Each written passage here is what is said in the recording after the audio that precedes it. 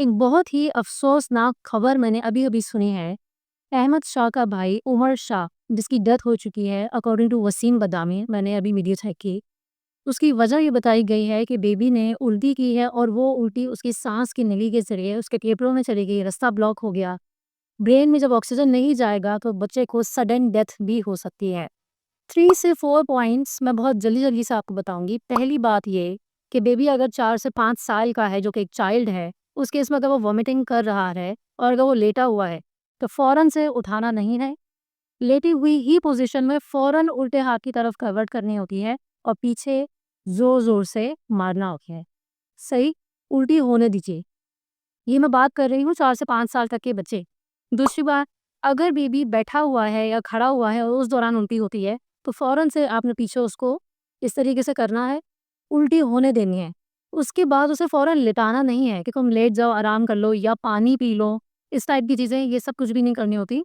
At least 10 से 15 minute से ज़्यादा आपने स्लो डाउन हो जाना होता है, बेबी को कुछ खिलाना नहीं होगा। थर्ड इम्पॉर्टेंट बात, बच्चा इस वक़्त 4 से 5 साल का, इट मीन्स प्रॉपर खाना खाता है। अगर उल्टी करेगा तो उसके अंदर ज़रूरी नहीं है कि सिर्फ़ पतला लिक्विड ही हो, खाने की कोई भी टुकड़ा भी हो सकता है। उस तरीके का टुकड़ा अगर साँस की नली में चला जाता है, तो वो आपकी साँस की नली को बहुत ही क्लियरली ब्लॉक कर सकता है।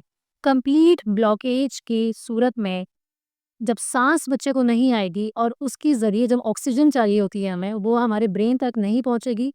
4 से 5 मिनट का टाइम होता है, मैं 5 मिनट्स भी ज़्यादा कह रही हूँ। 3 से 4 मिनट्स का टाइम होता है, इसमें आपने उस बच्चे के हलक से वो चीज़ बाहर आउट करनी है और ये फर्स्ट एड घर में ही परफ़ॉर्म हो सकता है, आपके पास हॉस्पिटल जाने का टाइम नहीं होता। फोर्थ बात, तरीक़ेकार क्या है? 2 चीज़ें मैं आपको बताऊँगी। पहली बात, साँस मुकम्मल तौर पे बंद हो चुकी है।